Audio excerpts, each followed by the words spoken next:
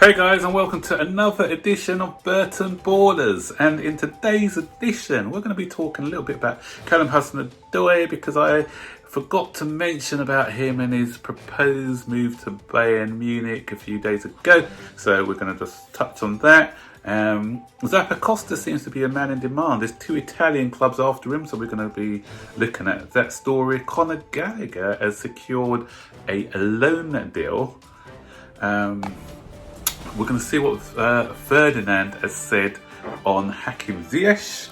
And finally, we're going to be looking at Jurgen Klopp. And, you know, the club, Liverpool, who do things differently. Or do they? So, before we get into these stories, guys, you know what to do. Please like this video. Hit that bell notification so you'll be notified whenever we make a new video. And comment and share. Right? Right, okay then, let's get into the stories. Hudson Odoi. I know this is a quite old story because it was broken a couple of days ago that Bayern Munich have renewed their interest in Hudson Odoi, because, as you know, there was a big transfer saga going on last season where Bayern Munich tried everything in their power to get Hudson Odoi. Eventually, Chelsea dug their heels and said, no, he's staying, and he signed a brand new contract. But, so I don't know how true these stories are. I don't think that there's a lot of credence in this story, and that's because they just paid a lot of money for Leroy Sané, who plays in a similar position. They've got Serge Gnabry there, and so they're quite stocked in the wide players. And what's that French guy, the one who scored the winner in the Champions League? You know the one I'm talking about. Yeah. So they've got quite a few players in that position. So.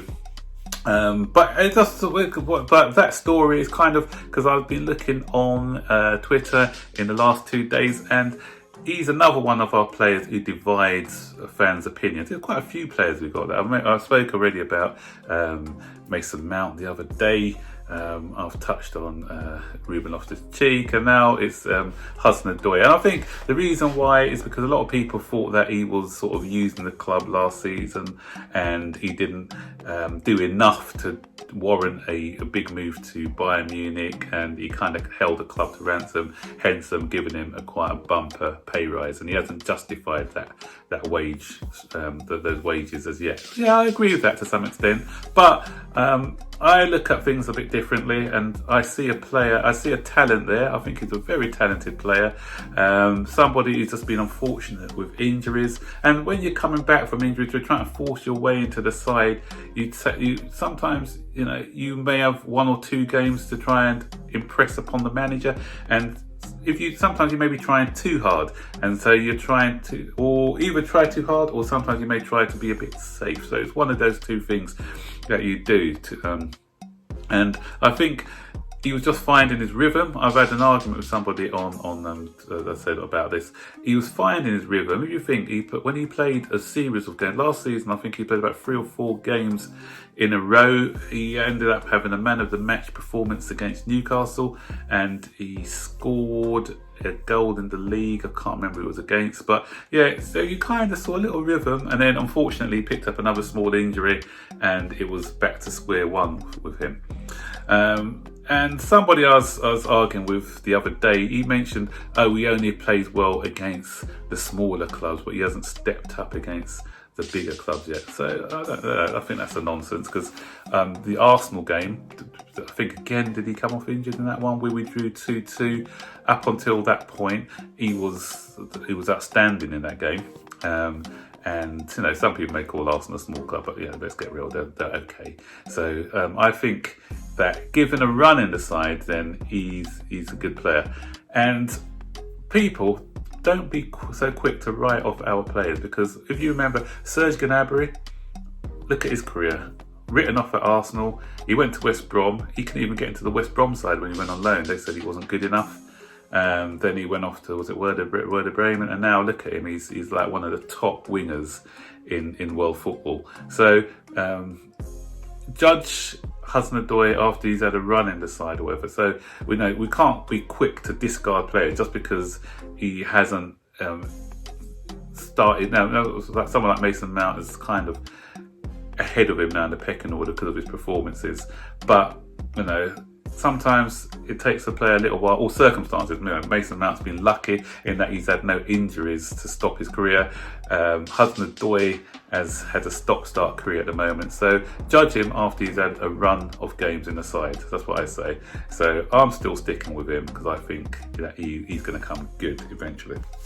Now moving on to the next story is Zappacosta, and news is that Genoa and Fiorentina are both after his services. Genoa look to be in the driving seat at the moment, but what that means is if you've got two clubs after his services, then we can start a little bidding war. I'm not sure it's going to be a loan deal or a straight out buy, as the details haven't been clear as yet, but it's good that two clubs are after his services, as I said, so that we can sort of play them off of each other, and maybe we'll get a decent wage, because we need to start clearing the books. It's going to be quite a busy few weeks getting rid of some of these players, like him. Bakayoko, as I keep saying, he's close to Milan.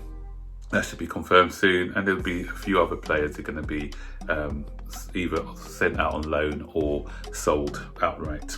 Conor Gallagher is one of those who are going out on loan. It's pretty much been confirmed by Slaven Bilic, the West Bromwich Albion manager. When asked about it today, he said it's nearly done. So it's just got some fine details. So you should expect that to be confirmed either while I'm making this video, like the other one that was the other day when I was making the video, or if it's not today, maybe by the weekend. So Conor Gallagher is going to be at West Brom. So it'd be interesting to see how he gets on in his career, because I think he's a top player. He's going to be playing Premier League football now, and West Bromwich Albion under Slaven Bilic like to play decent football now. So it'd be a good step in his development.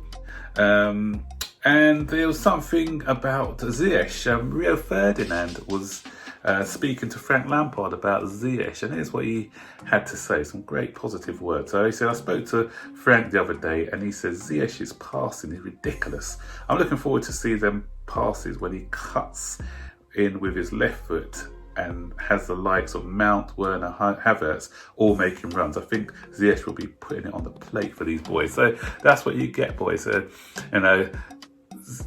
They're seeing it already in training. This guy is going to be immense for us. We're going to finally get someone who's going to deliver the ball on a sixpence for our attacking players to start scoring. So expect him to have a lot of assists, and I'm really looking forward to that partnership of him and Reece James, because both of them just ridiculous angles, one from the left foot, one with the right foot, crossing it from the different angles, and it's going to cause havoc for all the defenders in the Premier League. So Liverpool are lucky that he's not going to be fit. I think they said he's going to be fit for the match after the Liverpool game, but he's not quite going to make it for the Liverpool game, unfortunately. And finally, let's close with Mr. Klopp, Mr. Klopp himself. You know, the guy who said Liverpool are not like other clubs, like the Chelsea, when he mentioned about Chelsea, about we can't afford to spend big money on all these different types of players, and we do things differently. How do they do things differently? Today, they've had a £30 million bid for Thiago Alcantara accepted. Big buy for Liverpool, and he's going to make them even better than what they actually are. So that's massive. So they're spending 30 million on a guy who's only got 1 year left on his contract. And not only that, if that's not enough, I'm hearing that they've bid £40 million for Islam Sarr. Another good player, another smart buy from Liverpool, I think, because he's got the same pace as Mane as well, so they can have him in as rotation for one of the front three. But 70 million on two players, guys. So, we spent that amount on Ziyech and Werner, just a little bit more than on those two. So, Klopp, don't start shouting your mouth off about Chelsea buying success, because someone did a graphic the other day actually. If you looked at the two sides that started in the opening day of the season, Liverpool's starting 11 was a lot more expensive than Chelsea's starting 11. So Klopp, your side do spend money as well. So without spending money, you wouldn't have won the league. So just get real before, because you're making yourself look a bit silly. So guys, that's all the transfer stories for today. And so don't forget to comment below of all the stories that we've spoken about.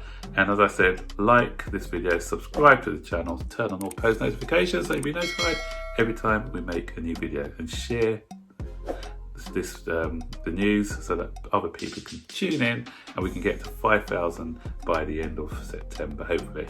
Okay, take care guys, bye bye.